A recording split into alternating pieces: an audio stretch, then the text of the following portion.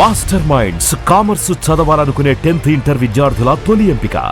అంటే ఇప్పుడు సాయి తేజకి యాటిట్యూడ్ ఉందా అనే క్వశ్చన్ ఒకటి ఇందాక నేను రైస్ చేశాను. మీరేమంటారు సార్? అంటే నిజం చెప్పండి, సాయి తేజ సక్సెస్కి ముందు ఇప్పుడు సక్సెస్ అయ్యి సాయి తేజ కంటూ ఒక మంచి ఐ మీన్ బయట తనకున్న క్రేజ్ మీకు తెలుసు, తనకున్న ఫ్యాన్ బేస్ కూడా తెలుసు, ఒక బ్రాండ్ క్రియేట్ చేసుకున్నాడు.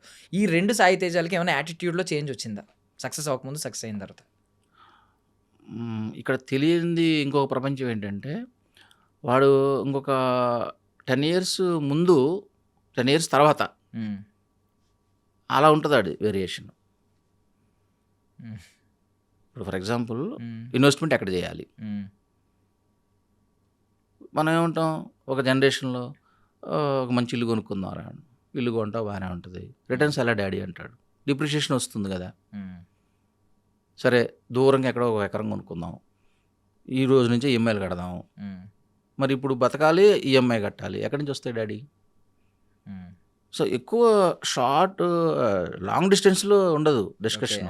20 ఇయర్స్లో వచ్చే రిజల్ట్ వద్దు అనేది డిస్కషన్ ఎలా ఉంటుందంటే, ఇప్పుడు మనకి ఏం కావాలి క్లారిటీ, నీకేం కావాలి డాడీ అంటాడు ఫస్ట్, నువ్వేమనుకుంటున్నావు. సో మన అనుభవం అనేది వాళ్ళకి ఉపయోగపడితే ఓకే, లేదు అంటే కాదు నాన్న అట్లా కాదంటాడు. మనం ఇంకో దాంట్లో పెట్టాలి. ఇప్పుడు ఎఫ్డి చేస్తే తక్కువ వస్తుంది, రియల్ ఎస్టేట్లో పెడితే సెక్యూరిటీ ప్రాబ్లం, ఇవాళ ఉంటుంది రేపు ఉండదు. ఇప్పుడు మనం ఇన్సూరెన్స్లో పెట్టుకోవాలి, లేకపోతే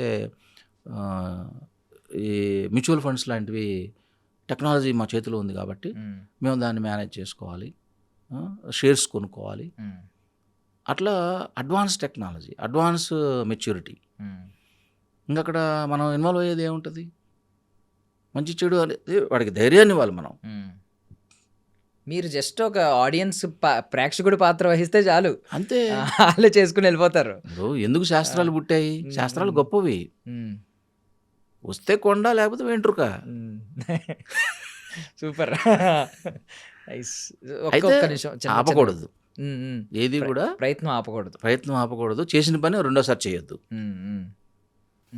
సార్ ఇంత క్లారిటీ ఉంది దొర సాయి తేజకి. ఇంకొక క్వశ్చన్ అడుగుతున్నాను, మీరు తప్పుగా అనుకోకండి ఈ క్వశ్చన్, బికాజ్ ఒక ఫేజ్లో ఈ నెగిటివిటీ అనేది ఎప్పుడు మనకు అందరికీ తెలిసిన సామెత, ఫౌండేషన్స్లో చెప్పిన సామెత, పళ్ళున్న చెట్టుకే రాళ్ళ దెబ్బలని. సో ఇది ఎప్పుడూ ఉంటుంది. ఎవరైతే సక్సెస్ అవుతున్నారో, ఎంతమంది ఒక 100 మంది అభిమానించినప్పుడు ఒక 5 10 మందో తిట్టేవాళ్ళు కూడా ఉంటారు.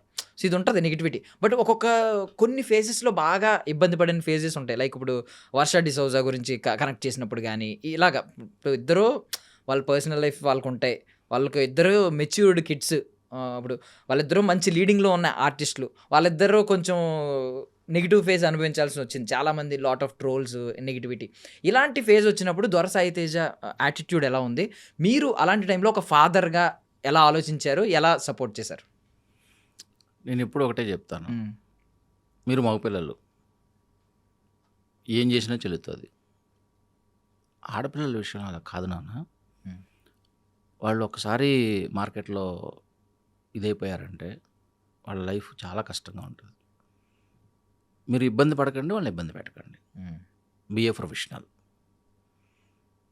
అది చెబితే అర్థం కాదు, కొన్ని అనుభవాలు ఫేస్ చేయాల్సి వస్తుంది. తెలిసినా తెలియకపోయినా ఆ వయస్సులో డబ్బులు, ఈ వాతావరణం టెంప్ట్ చేసిన, కానీ మా అబ్జర్వేషన్లో నుంచి మాత్రం బయటకు వెళ్ళడానికి వీల్లేదు, అక్కడ స్ట్రిక్ట్గా ఉండాలి. ఏంటి కథ, నో చేయొద్దు. మేము మా గురువుల మాట విన్నాం కాబట్టే, మందుకి మగువకు దూరంగా ఉంటే ఈ ఇండస్ట్రీలో నువ్వు అనుకున్నదైతే గ్యారెంటీగా చేరతావని చెప్పేవారు. అప్పుడు అర్థం కాల. ప్రాక్టికల్గా ఎప్పుడైతే రోడ్డు మీదకి వచ్చామో, పొద్దున్న లేస్తే లైవ్ అండ్ లైవ్లీహుడ్ కూడా ప్రాబ్లం కాబట్టి, అవకాశాలు, టాలెంట్ ఇవన్నీ ప్యారలల్గా రావాలి కాబట్టి, ఇంట్లో సమాధానం చెప్పాలి కాబట్టి, టైంకి పెళ్లి చేసుకోవాలి కాబట్టి టకటక కొట్టినాయి. అసలు ఏం లేదు, బండకేసి ఉతికినట్టే. ఇంకా యుగో అనేది లేదు, యుగో అనేది చంపేశారు. అది ఇండస్ట్రీలో మాకు ఇచ్చిన పెద్ద ట్రైనింగ్, పెద్ద వరం. ఎక్కడ ఎలా ఉండాలి, ఎవరితో ఎలా మాట్లాడాలి, వాళ్ళ గురించి మనం విలువలు ఎలా తెలుసుకోవాలి, ఫస్ట్ వాళ్ళలో ఉన్న టాలెంట్ ఏంటి, అంతవరకే. నువ్వు అవతల వైపుకి వెళ్ళొద్దు. వాళ్ళ నెగిటివిటీ మనకు అవసరం లేదు. వాళ్ళలో అసలు ఏముంది టాలెంట్, ఆ టాలెంట్ అనేది మనకి ఎందుకు రావట్లేదు, ఈరోజు స్టార్ట్ చేయి, ఎప్పటికోసారి రీచ్ అవుతుంది. డబ్బింగ్ చెప్పడం రాదు మాకు ఫస్ట్లో, ఒక పారాగ్రాఫ్ కూడా చెప్పలేకపోయేవాళ్ళం, నైట్ అంతా కష్టపడేవాళ్ళం. మరి వాళ్ళు అట్లా కాదే. అయినా కూడా ఆ డైరెక్టర్ గారికి ఏం కావాలో నేను చెప్పగలిగి ఉండాలి. అక్కడ టైం ఇవ్వరు. నెక్స్ట్ అంటుంటారు. ఛాలెంజ్, ఫెయిల్ అవుతాం. అవే మనకు అనుభవాలు, పాఠాలు. ఈ సైకలాజికల్ ప్రాబ్లమ్స్ కూడా ప్రతిరోజు చెప్తాను. అది కాంప్రమైజ్ అయ్యే క్వశ్చన్ లేదు. వాళ్ళు వినరు, బోర్ కొడుతుంది. మా మిస్సెస్ అయితే ఏమండే వదిలేయండి, పాపం పిల్లలండి. నేను వాళ్ళ కోసం చెప్పట్లేదు, ఇక్కడికి వచ్చిన వాళ్ళ కోసం చెప్తున్నాను అంటాను. ఇంట్రెస్ట్ ఉన్న వాళ్ళు వింటారు, అవకాశాల కోసం వచ్చేవాళ్ళు వింటారు, ఎంతవరకు అవసరమో కూడా వింటారు. అరే అంకుల్ మనకి ఫ్రెండ్గా ఉంటే అన్ని చోట్లకి వెళ్ళొచ్చు, మనం అందరినీ కలవచ్చు అని రకరకాలుగా వస్తూ ఉంటారు. వాళ్ళతోనే చెప్తాను నేను, లేకపోతే నా టైం వేస్ట్ అవుద్ది కదా. ఎవరికి పెడితే వాళ్ళకి చెప్తే ఉపయోగం ఏముంది. బట్ స్టార్టింగ్ ఒక మాట అన్నారు సార్, అంటే ఆడపిల్లల గురించి ఒక మాట అన్నారు, చాలా భలే చెప్పారు. అంటే నువ్వు మగాడు ఎలా అయినా ఉండదు, ఇప్పుడు ఆడపిల్లలు అలా కాదని. మీకు ఆడపిల్లలు ఉన్నారా సార్? ఆడపిల్లలు లేరు. అది బట్ బట్ వాళ్ళ సైడ్ తీసుకుని మాట్లాడారు చూడండి అసలు, లిటరల్లీ. అంటే నాకు చెల్లెళ్ళు ఉన్నారు. మా మమ్మీ వాళ్ళు ముగ్గురు, మా పెద్దమ్మకి మళ్ళీ ముగ్గురు ఆడపిల్లలు, మళ్ళీ మా మమ్మీకి నేను మా సిస్టరు, మళ్ళీ మూడో ఆమెకి అసలు ఎవరు లేరు, పిల్లలే లేరు. నన్ను పెంచుకుంది. ముగ్గురు పెద్దమ్మల మధ్యలో, ముగ్గురు పెద్ద మనుషుల సమక్షంలో అల్లారు ముద్దుగా పెరిగా. మళ్ళీ చూస్తే మళ్ళీ చెల్లెళ్ళు అందరూ. సో ఎట్లా ఉంటుంది, అన్నయ్య అన్నయ్య అనే పిలుపు ఎలా ఉంటుంది. వాళ్ళు పడ్డ కష్టాలు మళ్ళీ వాళ్ళు నాకు చెప్పుకున్నప్పుడు నేను రియాక్ట్ అయిన పద్ధతి సినిమా హీరోలాగా. నా చెల్లెలను ప్రొటెక్ట్ చేస్తూ ఉండేవారు చిన్నప్పుడే. హిట్లర్ సినిమా లేపేసేవాళ్ళం గ్యాంగ్.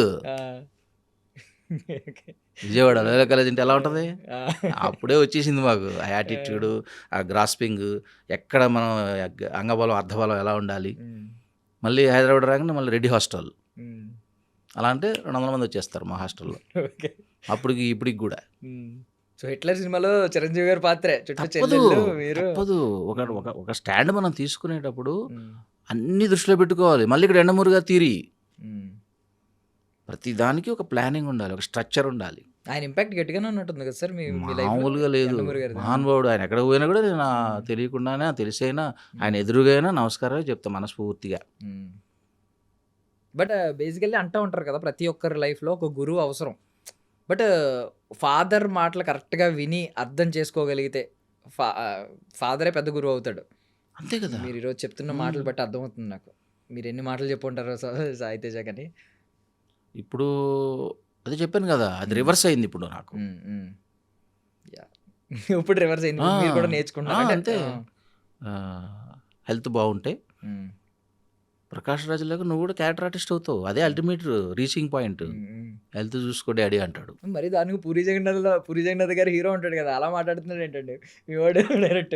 నీ హెల్త్ బాగుంటే అవుతావు ఏదో రోజు అన్నది, ఓపెన్ గా స్ట్రైట్ గా గెస్ చేసేస్తాడు. మహాయిది అవుతావు, క్యారెక్టర్ ఆర్టిస్ట్ అవుతావు, రోజుకు ఒక 50,000 1,00,000 చేసుకుంటావు.